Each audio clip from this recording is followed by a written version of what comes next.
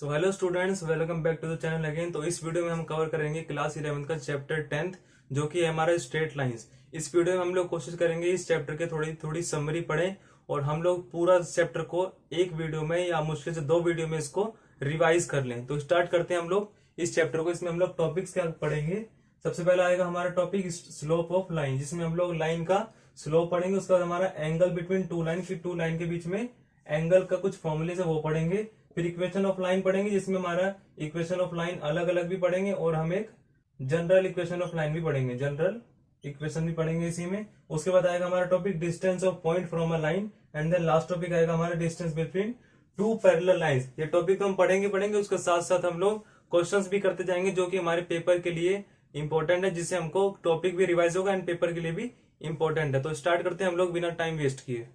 तो इस चैप्टर को स्टार्ट करने से पहले हमारे पास 3 बेसिक फॉर्मूले आते हैं, जो उस पूरे चैप्टर में हमारे यूज होंगे। उसे हम लोग फटाफट से देख लेते हैं। जो पहला फॉर्मूला हमारे पास है वो है डिस्टेंस फॉर्मूला। डिस्टेंस फॉर्मूला किस में यूज होता है? जैसे अगर हमारे पास 2 पॉइंट्स गिवन है, एक पॉइंट P है जिसके पॉइंट्स x1 एंड x2 है, एंड एक पॉइंट Q है जिसके पॉइंट्स हमारे x2 एंड y2 है। अगर हमें इसके डिस्टेंस फॉर्मूला लगाना है, मतलब इन दोनों के बीच का डिस्टेंस निकालना है, तो वो कैसे निकालेंगे? फॉर्मूला जो होता है हमारे पास, मतलब पी क्यू किसके इक्वल होता है? एक्स कोऑर्डिनेट का सेकंड वाला माइनस फर्स्ट वाला, मतलब x2 माइनस x1 का whole square plus y2 minus y1 का होल स्क्वायर। ये है हमारा y1, तो y2 माइनस y1 का होल स्क्वायर। एक एग्जांपल लेते हैं हम लोग। जैसे हमारे पास एक पॉइंट P है 1 एंड 2, एंड हमारे पास पॉइंट Q है 1 एंड -2। इसका हमें डिस्टेंस, इन दोनों के बीच का डिस्टेंस निकालना है। तो जो PQ होगा वो हमारे पास क्या होगा? √1 माइनस 1 मतलब 0, प्लस में -2 मतलब -4 का होल स्क्वायर। माइनस में का स्क्वायर करेंगे तो प्लस ही हो जाता है, तो मतलब 4 का होल स्क्वायर मतलब 16, जो कि कितना आ जाएगा हमारे पास 4। इन दोनों के बीच का डिस्टेंस कितना आ गया? 4 यूनिट्स। इसके लिए हम लोग क्या यूज करेंगे? यूनिट्स। अगला फॉर्मूला हमारे पास है सेक्शन फॉर्मूला। सेक्शन फॉर्मूला कब हमारे पास यूज होता है? मान लीजिए हमारे पास ये एक लाइन है P एंड Q, अगर एक पॉइंट इन दोनों के बीच में हमारे पास लाई करे, तो उसको, इस पॉइंट पूरे लाइन को किस रेशियो में डिवाइड करती है, तो उसे क्या कहते हैं हम? Section formula. जैसे हमारे पास सेम यही P पॉइंट है एंड सेम यही Q पॉइंट है। P point x1 and x2 है, and Q point x2 and, फिर गलत हो गया, x1 and y1, x2 and y2 है, एंड जो रेशियो डिवाइड कर रहा है वो है m/n, और जो पॉइंट है वो है x एंड y। तो जो हमारे पास पॉइंट x एंड y निकलेगा, उसका क्या निकलेगा कोऑर्डिनेट? वो होगा m को x2 से मल्टीप्लाई करेंगे पहले, मतलब mx2 प्लस में n को x1 से मल्टीप्लाई करेंगे। मतलब अगर x कोऑर्डिनेट निकालना है तो इस m को इससे करेंगे एंड इस m को इससे करेंगे, एंड मतलब क्रॉस उल्टा करेंगे। अगर m है तो दूसरे साइड का, एंड n है तो दूसरे साइड का, तो nx1 divide by m plus n। Simple formula है। उसके बाद अगर y कोऑर्डिनेट निकाले तो सेम किसके साथ करेंगे? y के साथ, मतलब my2 plus ny1 divide by m plus n। Simple. इसी तरीके से इसका एक हमारे पास टाइप भी आता है, ये कह सकते हैं कंडीशन आती है। क्या आती है? कंडीशन, जिसमें हमारे पास m एंड n दोनों क्या हो जाते हैं? इक्वल। अगर कोई लाइन है P एंड Q, एंड उस लाइन में एक पॉइंट है M, और वो पॉइंट इस लाइन को इक्वली डिवाइड कर रहा है 1:1 में, तो ये इसकी कंडीशन आती है, जिसमें m इक्वल्स टू n हो जाता है। तो जो हमारा कोऑर्डिनेट बनता है x एंड y, वो क्या बनेगा हमारे पास? वो बनेगा m और n तो इक्वल हो गया, तो मतलब x1 plus x2 divide by 2 and y1 plus y2 divide by 2। Simple. उसके बाद लास्ट फॉर्मूला आता है एरिया ऑफ ट्रायंगल। अगर ट्रायंगल है तो मतलब 3 पॉइंट्स है, 3 पॉइंट हम लेट करेंगे P, x1 and x2, and then Q, x2 and y2, and then R point let करेंगे हम लोग x3 एंड y3। अगर हमें एरिया ऑफ ट्रायंगल निकालना है तो उसका फॉर्मूला होगा हमारे पास हाफ के बाद x1 लिखेंगे, एंड देन मल्टीप्लाई करेंगे हम y2 एंड y3 को, y2 माइनस y3, प्लस में इसी तरीके से x2 लिखेंगे, x2 के बाद y3 माइनस y1 करेंगे, y3 minus y1, and then हम क्या लिखेंगे? x3 मल्टीप्लाई करेंगे y1 माइनस क्या आएगा हमारे पास? y1 minus y2। ये ये थोड़ी सी सीरीज बन रही है, आप लोग यहाँ से देख सकते हैं। अगर x1 है तो y2 माइनस y3, अगर x2 है तो y1, या y3 माइनस y1, अगर x3 है तो y1 माइनस y2। ये हमारे पास एरिया ऑफ ट्रायंगल का फॉर्मूला हो गया। इसके बाद हम लोग चैप्टर पे पढ़ते हैं। ये तो हमारे पॉइंट्स है जो हमारे पूरे चैप्टर में हमारे पास यूज होंगे। आगे हम लोग चैप्टर पे डिस्कस करते हैं।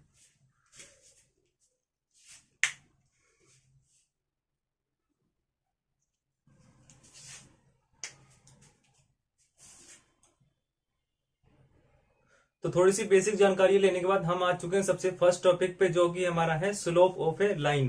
तो स्लोप ऑफ ए लाइन को हम लोग थोड़ा सा डिस्कस करते हैं कि स्लोप होता क्या है। उससे पहले हम लोग स्लोप ऑफ लाइन को कह सकते हैं इंक्लिनेशन। क्या कह सकते हैं? Inclination of line.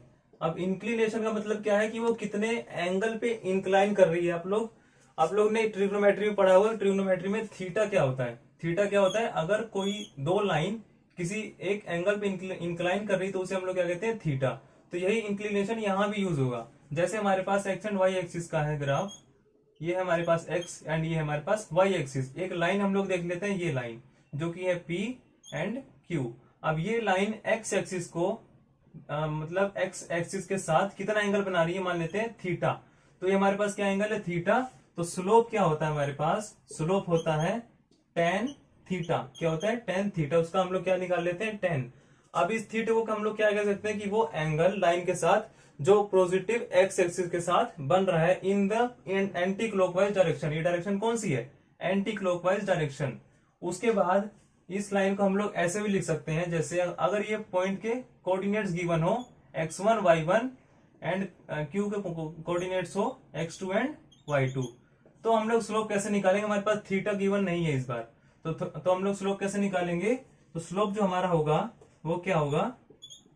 Slope equals to y2 minus y1 divide by x2 minus x1। ये हमारे पास किसकी फॉर्म में हो गए? कोऑर्डिनेट्स की फॉर्म में। एंड ये हो गया हमारा थीटा की फॉर्म में। अब इस स्लोप को हम लोग डिनोट करते हैं m से। किससे? m से। m equal to tan theta, m equal to y2 minus y1 upon x2 minus x1। अब इसके बाद हम लोग देख लेते हैं स्लोप x एक्सिस की एंड स्लोप y एक्सिस की। मतलब slope of x axis and slope of y axis क्या क्या होगा हमारे पास? Slope of y axis. अब x एक्सिस का स्लोप कैसा होगा हमारे पास? x एक्सिस के साथ जीरो एंगल बनाती है। मतलब m equals to tan zero. तो टेन जीरो क्या होता है? जीरो। तो स्लोप भी कितना होगा? जीरो। अगर y एक्सिस के साथ देखें तो y एक्सिस के साथ कितने एंगल बनाती है? 90। मतलब टेन 90 इक्वल्स टू टेन 90 कितना होता है? इनफाइनाइट। तो मतलब कोई भी y एक्सिस, अगर y एक्सिस हमारे पास है, उसका एंगल क्योंकि थीटा बन रहा है तो उसका स्लोप कितना होता है y एक्सिस का? Infinite slope. तो इसके बाद एक रिलेशन क्या आता है हमारे पास? Relation between parallel and perpendicular lines. अगर हमारे पास परपेंडिकुलर लाइंस है, मतलब एक लाइन ये है एक लाइन ये, इसकी स्लोप m1 है एंड इसकी स्लोप m2 है, तो इस m1 m2 में के बीच में रिलेशन क्या होगा? इसके बीच में रिलेशन होता है m1 into m2 equals to -1। Equal कितना है किसके? है -1 के। इसको हम लोग प्रूव कर सकते हैं एंगल वाले फॉर्मूले से, जो कि मैं यहाँ पे डिस्क्राइब नहीं कर रहा हूं क्योंकि ये वीडियो एक शॉर्ट वीडियो है। अगर हमारे पास लाइंस पैरेलल है m1 एंड m2, इसका स्लोप क्योंकि इक्वल है तो m1 इक्वल्स टू m2। ये हमारे पास क्या होगा? Relation between parallel and perpendicular lines. तो आगे हम लोग बढ़ते हैं कुछ क्वेश्चंस पे, जिससे हमारे टॉपिक्स क्या हो जाएंगे? क्लियर। तो जो सबसे पहले क्वेश्चन हमारे पास गिवन है उसमें क्या हमारे पास है? Find slope of line. मतलब एक लाइन का स्लोप निकालना है दैट पासिस थ्रू ओरिजिन, जिसका पहला पॉइंट किससे पास हो रहा है? ओरिजिन से, मतलब 0 एंड 0। उसके बाद and the mid point of line segment joining points, ये P एंड Q। मतलब P एंड Q का जो मिड पॉइंट है उससे और एक 0 0 से पास हो रहा है। तो पहले इसका क्या निकालना है? मिड पॉइंट निकालना है P एंड Q का। तो जो P हमारे पास Q की गिवन है 0 एंड 8 एंड Q हमारे पास 4 एंड 0। अगर मिड पॉइंट निकालना तो फॉर्मूला मैंने पीछे बताया था। फॉर्मूला क्या होता है मिड पॉइंट का? मिड पॉइंट का फॉर्मूला क्या होता है? x1 प्लस x2 बाई 2, मतलब 0 प्लस 4 बाई 2, मतलब कितना? 2 एंड -8 प्लस 0 बाई 2, मतलब कितना? -4। ये हमारे पास कितना आ गया? मिड पॉइंट आ गया। अब लाइन सेगमेंट का पहला पॉइंट 0 0 था, दूसरा पॉइंट क्या है हमारे पास? 2 एंड -4।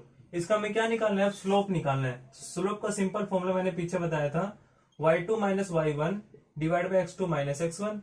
अब y2 कितना है हमारे पास? 2, y2 कितना है? -4। तो -4 -0 डिवाइड बाई 2 -0 कितना आ गया हमारे पास -2। ये आ गया हमारे पास स्लोप।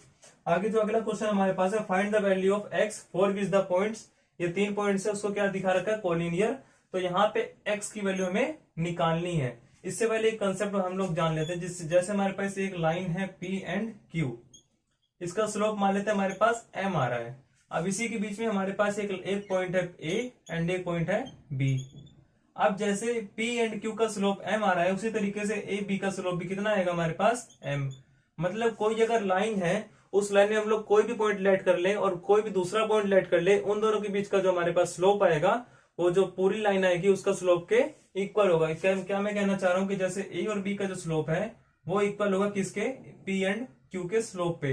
या हम लोग कह सकते हैं B एंड Q का स्लोप, या कह सकते हैं P एंड A का स्लोप, या कह सकते हैं P एंड B का स्लोप। मतलब अगर एक लाइन है, उसका स्लोप कोई भी बीच में पॉइंट आ जाए उसके क्या होगा, इक्वल होगा। इसी तरीके से हमारे पास क्या है, इसमें पॉइंट्स कोलिनियर। कोलिनियर का मतलब क्या है कि ये जो दो तीनों पॉइंट्स है, ये एक ही लाइन में लाई कर रहे हैं। अगर एक ही लाइन में लाई कर रहे हैं तो मतलब स्लोप क्या होना चाहिए, इक्वल।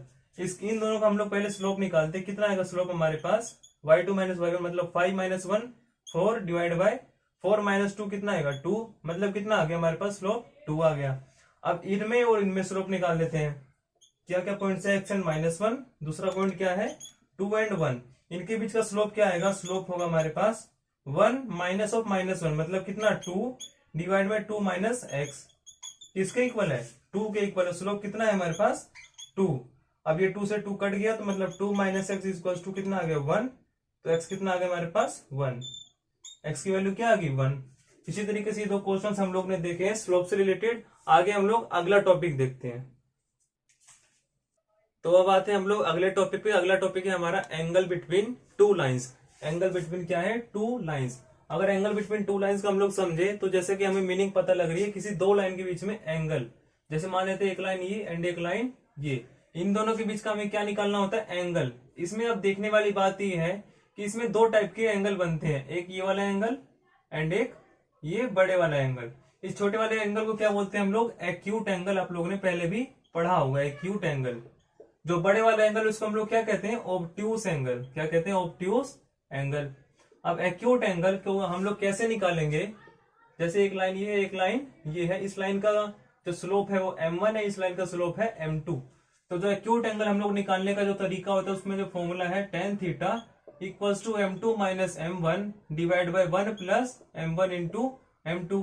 ये हमारे पास क्या है tan थीटा का फॉर्मूला। अगर हमें ऑब्ट्यूस एंगल निकालना हो, मतलब बड़े वाला एंगल निकालना हो, तो जैसे कि एक लाइन ये पूरा एंगल कितना बनाएगी 180, तो मतलब ऑब्ट्यूस एंगल होगा 180 माइनस एक्यूट एंगल, माइनस क्या होगा एक्यूट एंगल। ये हमारे पास एक आ गया रिलेशन, ऊपर आ गया हमारे पास फॉर्मूला। अब इससे रिलेटेड मैंने एक क्वेश्चन ले रखा है जो कि नीचे लिखा हुआ है, slope of one line is double the slope of another line. पहले से हम लिख लेते हैं, एक लाइन का स्लोप है m एंड दूसरी लाइन का स्लोप कितना है हमारे पास 2m, क्योंकि उसका क्या है डबल है। If tangent of the angle between them, angle between them क्या है थीटा, उसका टेंजेंट मतलब tan थीटा। tan थीटा कितना है 1/3। हमें निकालना है क्या slope of both the line, दोनों लाइन का हमें क्या निकालना है स्लोप निकालना है। तो पहले हम लोग लिखते हैं ऊपर वाले रिलेशन tan थीटा का।